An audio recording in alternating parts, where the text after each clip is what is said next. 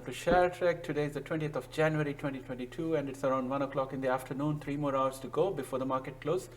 The markets are looking good today. The VXN has dropped and the Nasdaq has jumped as a result, and most of our biotech shares are in the positive. They are all looking green. But let me tell you something, in my mind, based on whatever I have seen so far, whatever is green today is going to become red either tomorrow or day after, or maybe by the end of the day. And again turn green afterwards. So it's an alternating kind of pattern moving downwards.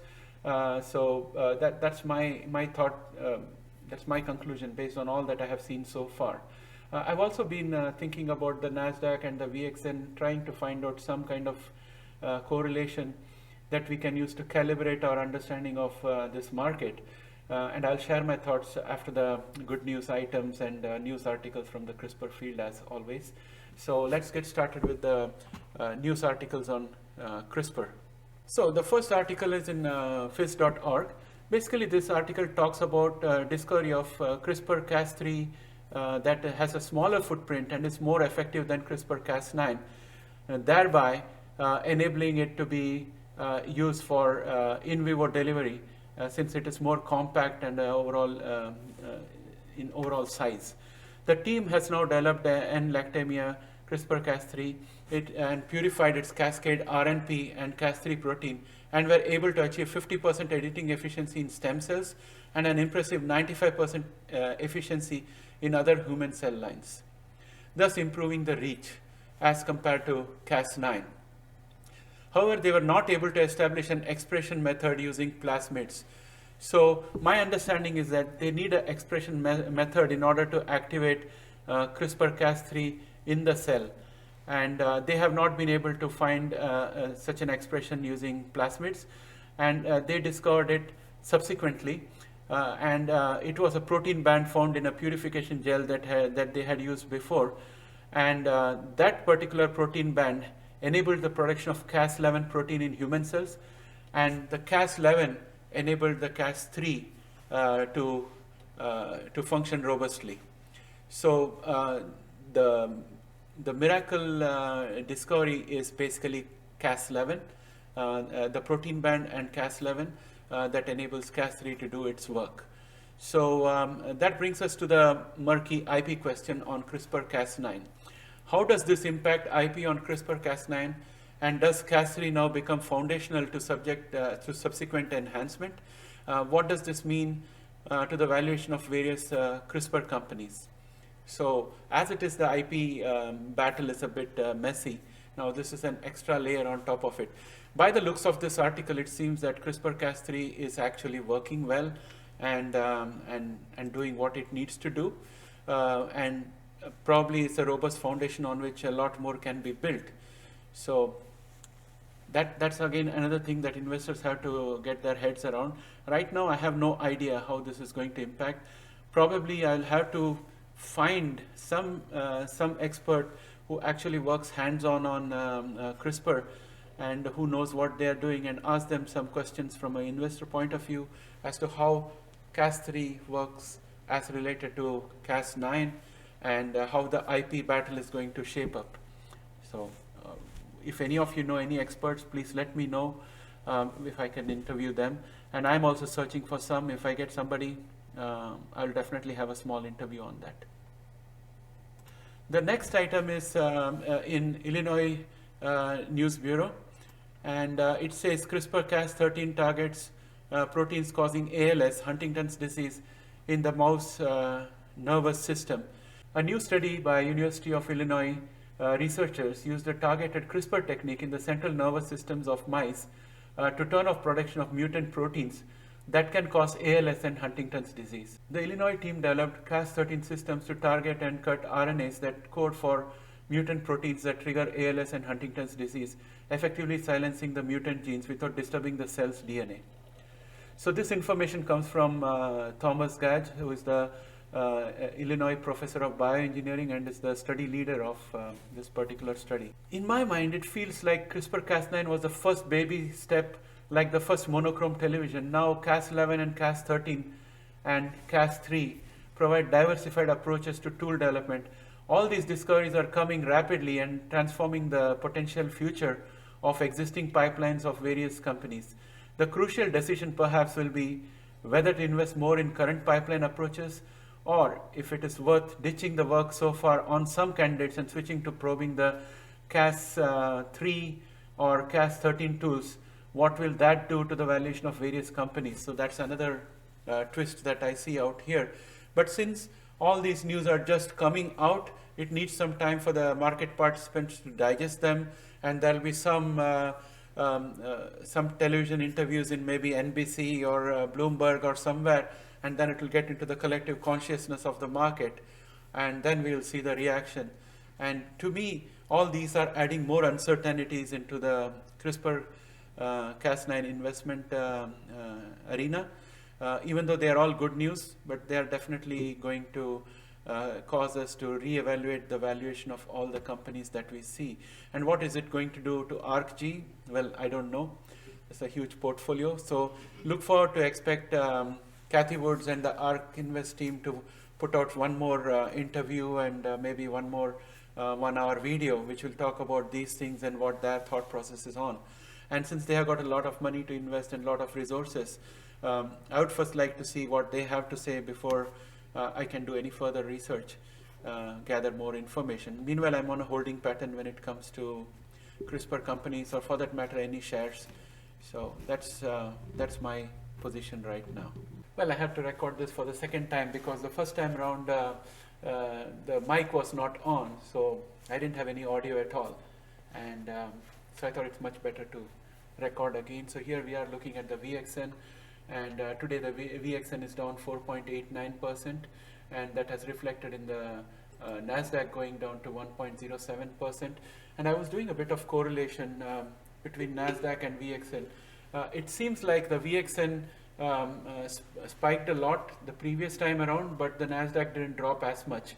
But it has dropped almost twice as much with the second smaller spike of the VXN than the first one. So it's been a disproportionate drop. I think that the fact that there is too many risks going on, especially the Ukraine issue right now, may also be weighing in on the market. But the market, as somebody in CNBC remarked recently, is in a do-nothing mode. Basically, it's moving sidewards. And even if I look at each of those days out here, there are a few days of red and then green, then few days of red and then green.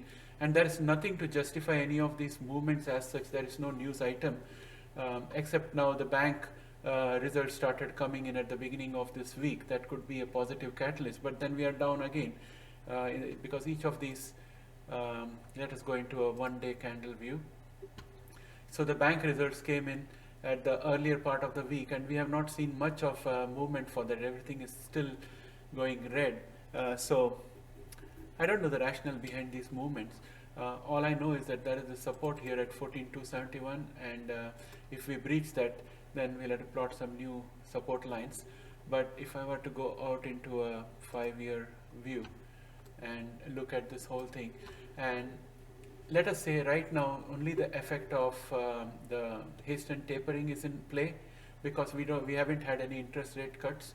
Then the other risks come into play, that is the situation in Turkey, the Chinese mortgage market, the Chinese financial market, the residential sector in China is not doing very well. Then we also have the Kazakhstan issue, and we have the Ukraine issue boiling up right now. All of these together are probably putting that extra delta X effect on the NASDAQ, so that the NASDAQ is dropping much sharper in comparison to VXN, as correlated to VXN, when compared to the previous spike of the VXN that we had.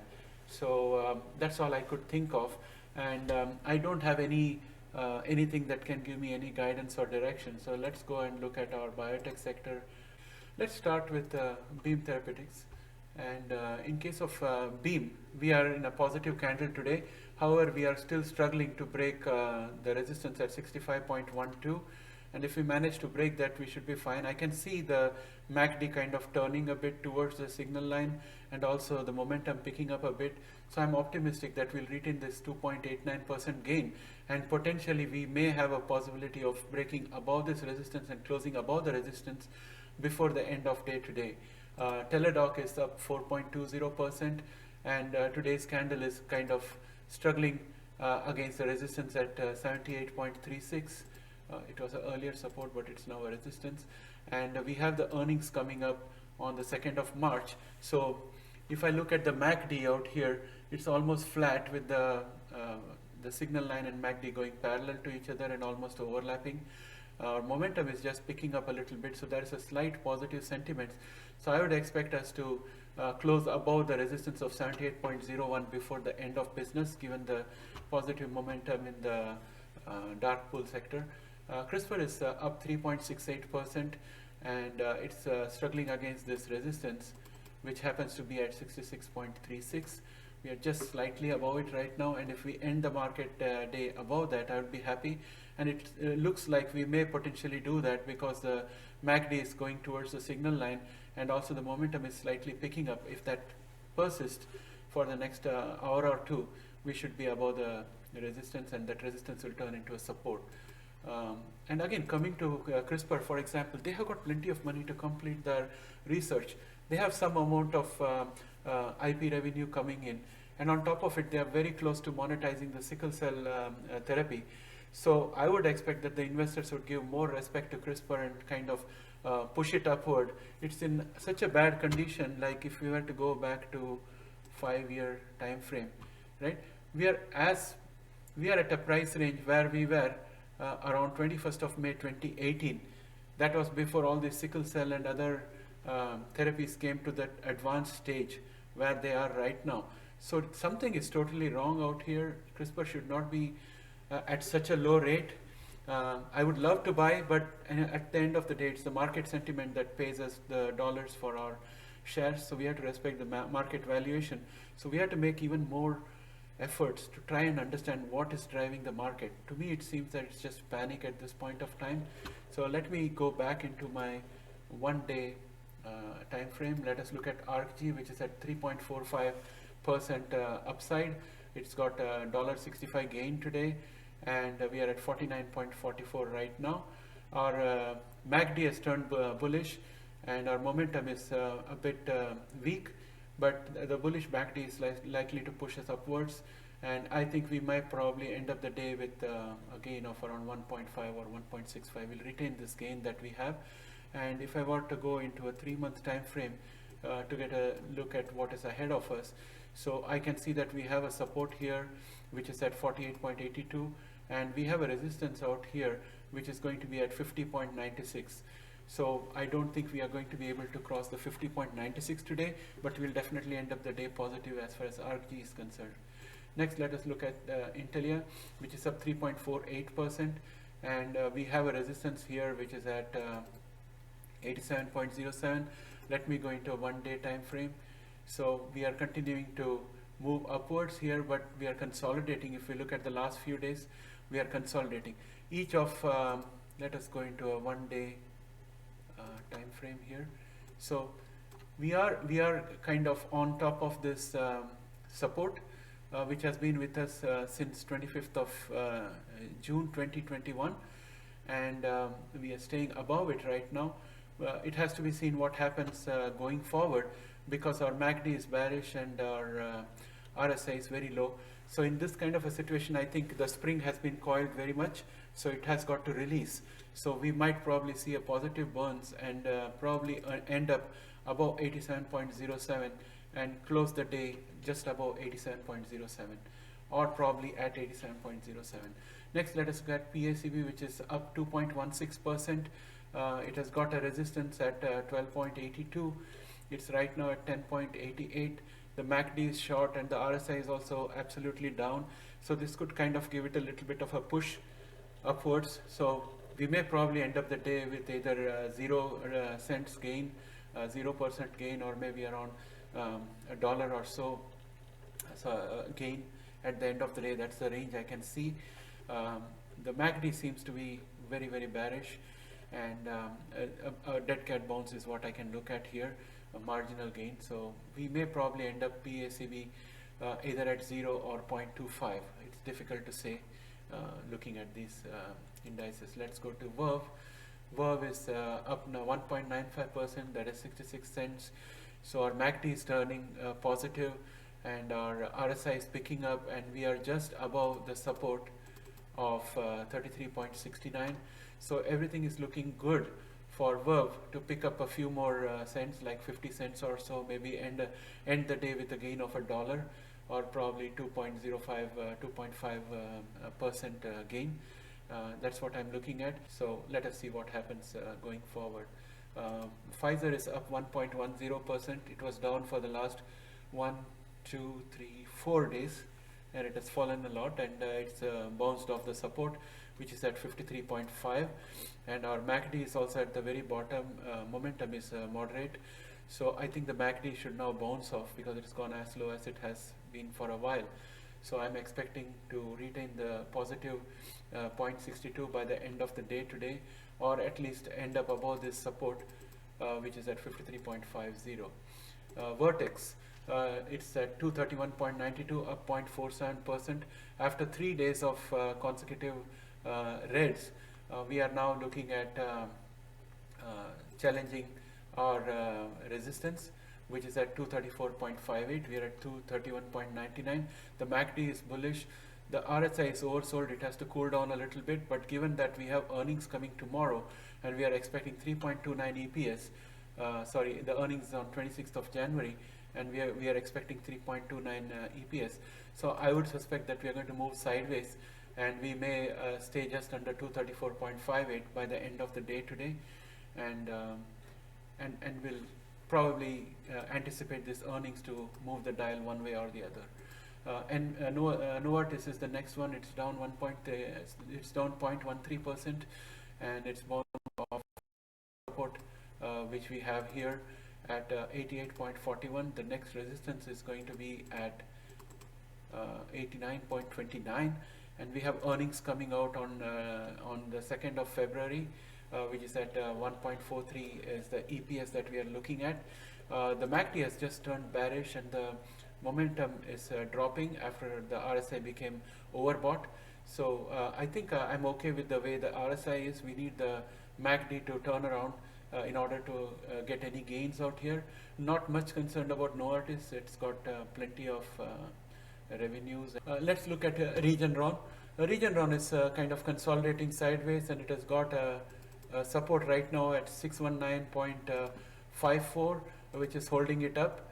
And looking at the MACD, which is running parallel, it's flat and it's parallel to the signal line, and the RSI is just about picking up. I would venture that we may end up the day above this support of 619.54, and we'll see what happens tomorrow. Editas is down minus 0.75%, and we have a support for Editas at 18.20. And the MACD is looking bearish, and the RSI momentum is totally down. RSI is in the oversold territory, so there is a likely chance of a bounce back from here. So I would expect us to stay above the support of 18.06, and maybe we may drop a few more points today before close. Bluebird is down minus 4.77%, and it's gone below the last support that we have drawn for it, which was at 7.97. So I'm going to mark that as a resistance going forward. We have the earnings coming up on 23rd of February. We are expecting minus 1.97 EPS. So given the MACD negative and the RSI totally short, I don't see much coming out of Bluebird today. Don't know where the bottom is going to end for Bluebird, but they have just got to have some catalyst coming up in order to make that turnaround. If you look at the Bluebird pipeline, we can see that they have 1, 2, 3, 4, 5 candidates in phase 3, and this is quite promising. And when we come back to the price chart here, that doesn't seem to be reflected in the way the market is valuing Bluebird. So go figure that out, right? Overall, I'm not very happy with all my analysis, basically because I don't feel that I have a grip of the market at this point of time. This is what I can make out just based on the MACD and the RSI. And let us wait for more positive cues. With that, I bring my session to an end. Sorry, my friends, I'm not able to give you much insight into the market, but it's looking very bleak. But we got to hold on. Hard times doesn't last. You just have to use these opportunities to dollar cost average in really, really good, strong companies. And when it comes to strong companies, I don't see much strong companies in the CRISPR sector, except the proven ones like Novartis and probably Pfizer. So hold your horses, save all your investment money, I would say, and wait for the right time to buy in small tranches. I don't think the bottom is in yet. We have a long way to go. So that's about it. Thanks to all the subscribers. We are gone above 100. Thank you so much for that. And also thanks for the likes. Some of you are so devoted that you go first and have a look at it as soon as the video is published. Thank you for that sentiment. It gives me motivation, especially on these difficult days. Please like and subscribe. Bye for now. See you again in the next session.